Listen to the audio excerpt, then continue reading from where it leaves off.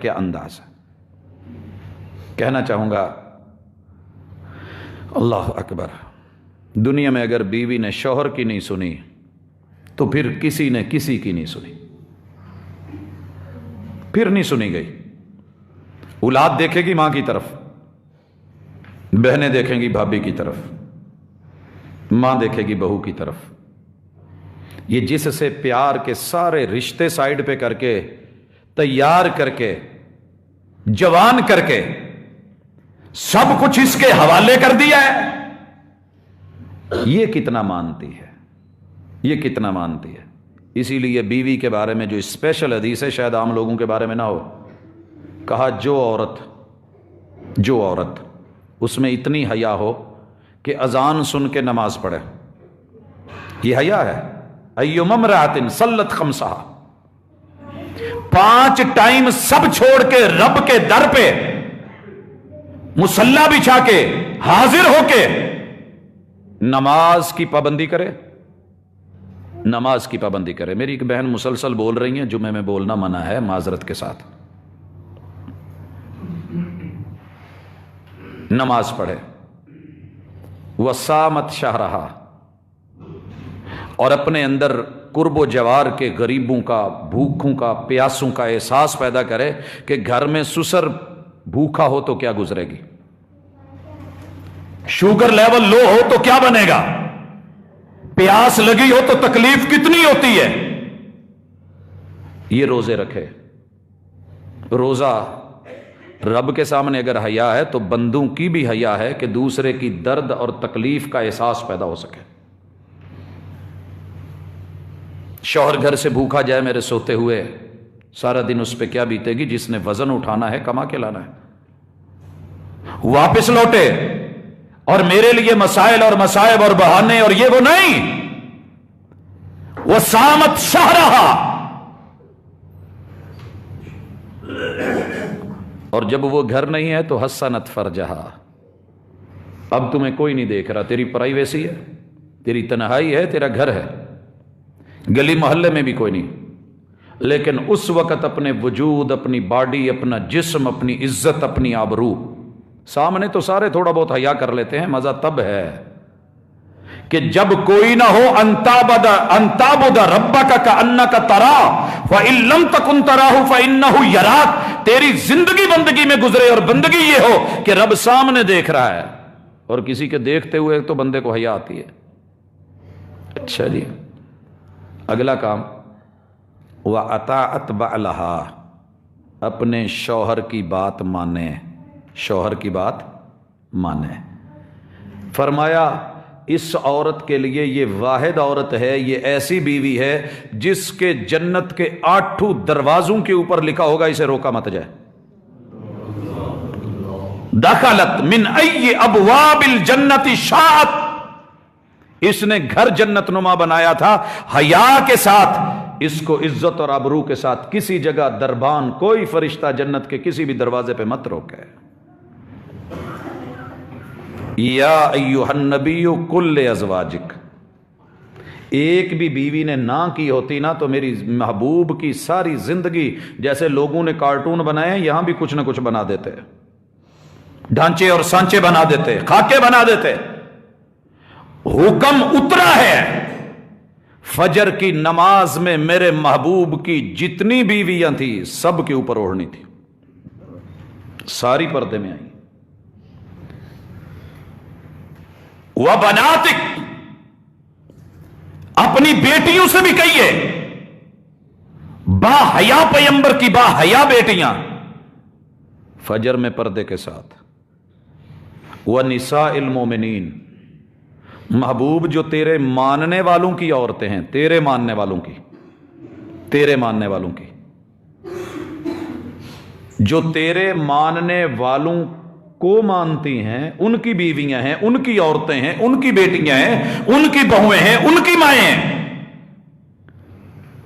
جو اپنے مرد کی مانتی ہیں ان سے بھی کہہ دیں. پورے مدینے میں ساری رات چراغ جلے ہیں، اور آپ نے منع کیا ہوا تھا، بائی آرڈر منع تھا کہ رات کو چراغ نہیں جلنا چاہیے، نقصان ہو چکے تھے کچھ، کیونکہ وہ روئی کی باٹ بنا کے اس کو تیل میں ڈال کے جب جلاتے تھے، رات کو چوئی آتی نکالتی، ایک دو دفعہ چھتوں پہ کھجور کے پتوں کی چھتیں تھیں، گھر جل گئے تھے، منع کر دیا یہ کام نہیں ہونا چاہیے، لائٹ بند کر کے سوئے۔ اللہ اکبر، آج پوری رات چراغ جلے ہیں، مدینہ نہیں سویا، کہا نہیں سوئے، کیوں نہیں سویا؟ کہا کسی نے عذر اور بہانہ بنایا ہی نہیں، کیونکہ ماننے والوں کی ماننے والیاں تھیں، پیغمبر کو ماننے والے مردوں کے گھروں میں عورت نہ مانے، کیسے ہو سکتا ہے؟ ایک بھی گھر کی ایک بھی عورت کی مثال ایسی نہیں ملی جو فجر کی نماز میں آئی ہے اور اس کے اوپر اوڑھنی نہیں ہے۔ صحابہ کہتے ہیں کہ جب یہ واپس لوٹی، چونکہ اندھیرے کے اندر نماز پڑھ کے واپس لوٹتے تھے تو یوں لگ رہا تھا، پہلے تو جسم، وجود، چہرے، رنگت نظر آتی تھی، آج یوں نظر آ رہا تھا کہ زمین پہ کوے اتر آئے ہیں، ہر طرف سیاہی سیاہی ہے، سیاہی ہی سیاہی ہے۔ یہ کیفیت تھی۔ مرد کو جہاں عورت ماننے والی، وہاں مرد بھی اپنی عزت کا محافظ۔ معاملہ صرف عورتوں کا نہیں، اور حیا صرف عورتوں کی خاطر نہیں ہے، مرد اس کا محافظ، اس کا نگران، اس کا محافظ، اس کا نگران۔ میں اکثر گھروں میں جاتا ہوں تو جب کھانے وانے کا معاملہ آتا ہے تو میں میزبان کو کہتے ہیں بھئی آپ بھی بیٹھیں ساتھ، کہیں جی اسی پکاؤندیا چکھ لیا۔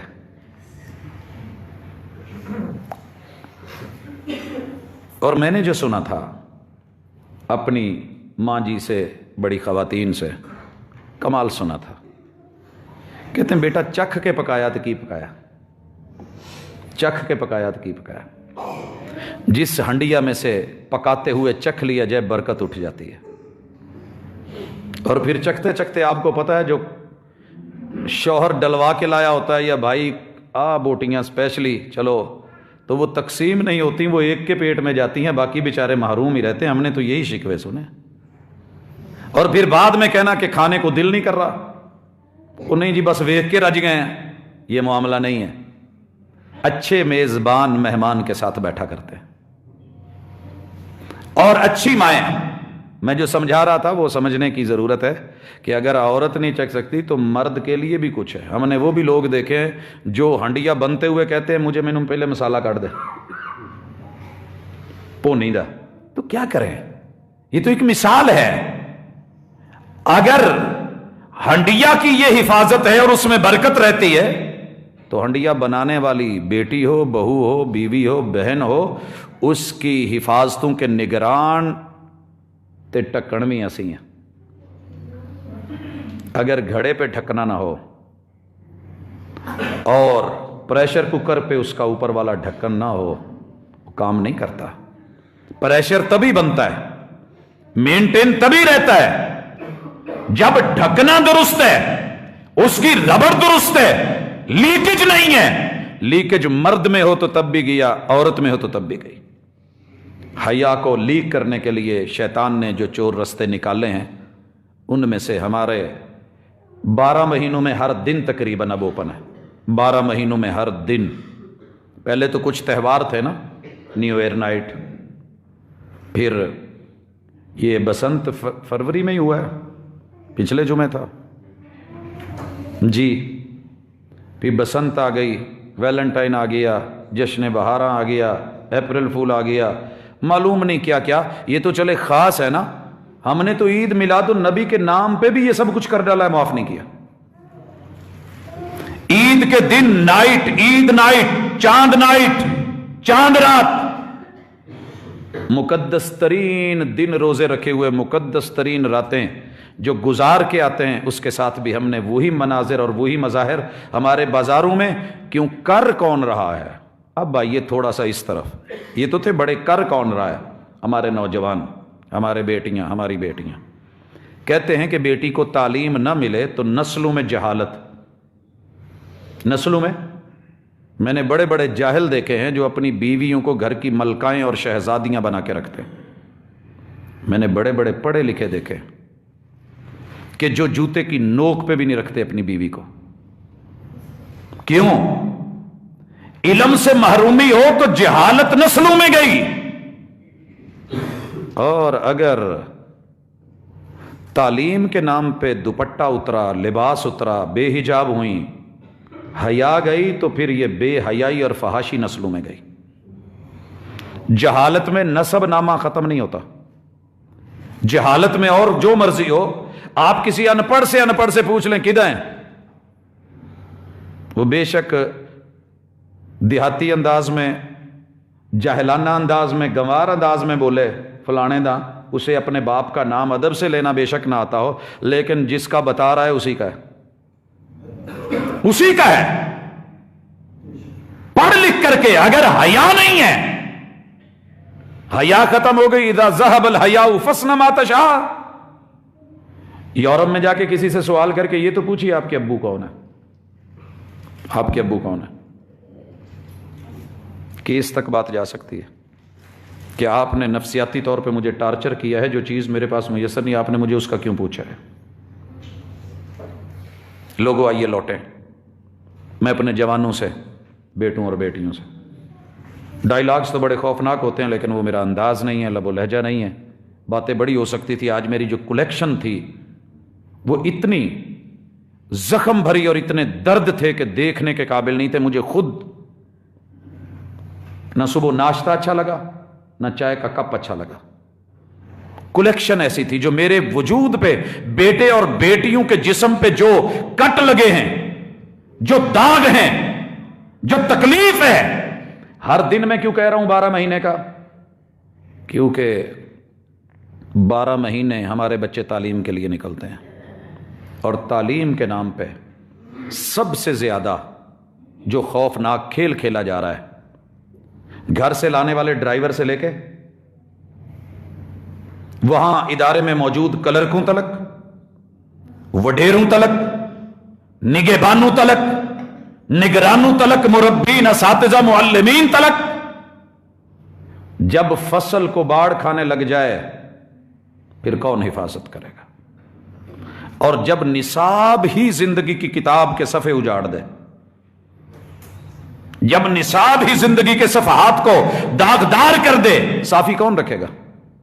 ناراض نہ ہونا، مجبور ہیں ہم، ہماری کچھ مجبوریاں ہیں، ہمارے پاس کچھ بھی اپنا نہیں،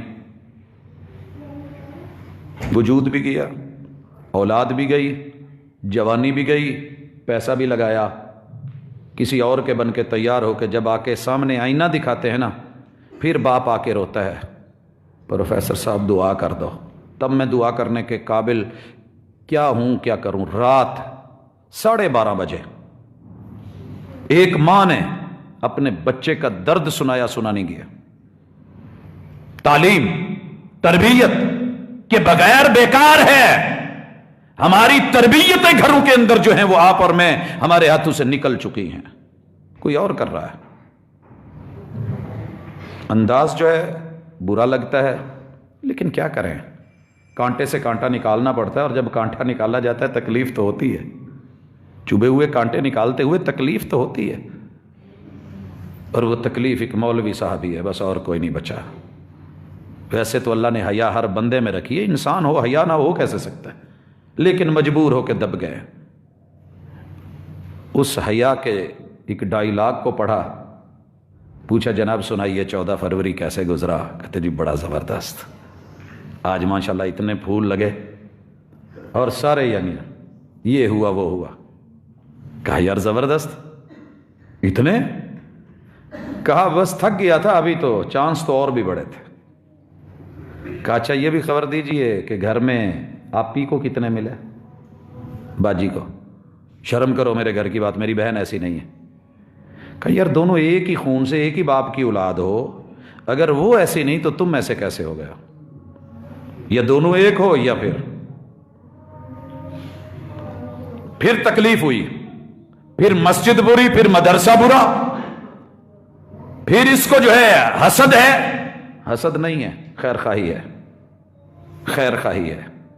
آپ ہوں یا میں ہوں، نرسری ہے، جوانی میں بھرے باغ کو کوئی کاٹ کے دوسرا لے جائے تو اچھا نہیں لگتا، آبرو ہے، خاندان ہے، حسب ہے۔ جب میرے محبوب نے اپنے ایک مخالف کی بیٹی کو ننگے سر دیکھا تھا تو میرے محبوب نے تو اپنی ردا اتار کے ان کے سر پہ دے دی تھی،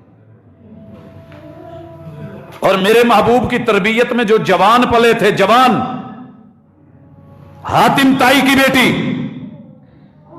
مدینے سے یمن کا سفر چیک کرو کتنا ہے، گوگل پہ بیٹھنا، جا کر کے نقشہ دیکھنا، یمن کا سفر۔ جب یہ جوانوں کے گھیرے میں آئی اور نیچے سے آواز دی تو دوسری منزل کے اوپر بھائی تھا۔ جب اوپر سے دیکھا کہ بہن آئی ہے اور دشمنوں کے گھیرے میں اور نرغے میں ہے،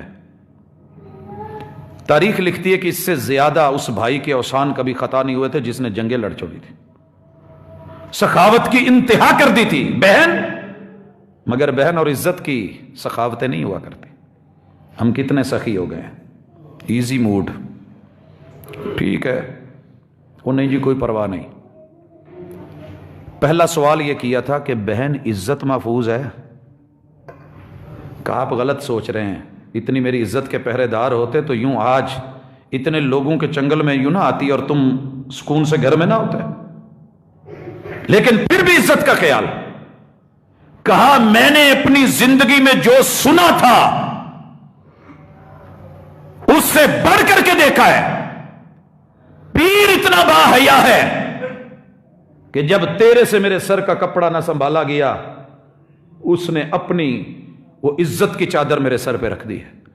اور جن جوانوں کو میرے ساتھ بھیجا ہے، میں جنگلوں میں سے بھی گزری، میں نے دن کی روشنیاں بھی دیکھی، رات کے اندھیرے بھی دیکھے، تنہائیاں بھی دیکھی، کسی نے میری طرف غلط نگاہ بھی اٹھائی ہو تو ایسے نہیں ہوا ہے۔ یہ تھے میرے باحیا نبی اور پیمبر، اور یہ تھی ان کی تہذیب۔ اپنی ملت پر قیاس اقوام مغرب سے نہ کر، خاص ہے ترکیب میں قوم رسول ہاشمی۔ میں ایک درد رکھ سکتا ہوں، اس سے بڑھ کر کے شاید اس لگی ہوئی آگ کے اوپر میں مزید قطرے نہیں پھینک سکتا۔ اکیلا بندہ کچھ نہیں کر سکتا، ماں باپ اکیلے کچھ نہیں کر سکتے جب اولادیں ساتھ نہ دیں، اور اولادوں کی اکیلے حفاظت نہیں ہوتی اگر ماں باپ بھی ساتھ نہ ہوں۔ آئیے اپنے دامن کو، اپنی عزت کو اور اپنی آبرو کو شیطان اور اس کے ہتھ کنڈوں اور اس کے چیلوں سے محفوظ رکھیں۔ عزت کے ساتھ اپنے گھر جا کر کے ہی رہنا، اسی میں سکون ہے، اسی میں آبرو ہے اور اسی میں قیمت ہے، دنیا میں بھی اور آخرت میں بھی۔ اللہ ہمیں شرم و حیا کا پیکر بنائے، جہاں کمی بیشی آ گئی اللہ معاف فرمائے۔ اقول قولی ھذا وآخر دعوانا ان الحمد للہ رب العالمین۔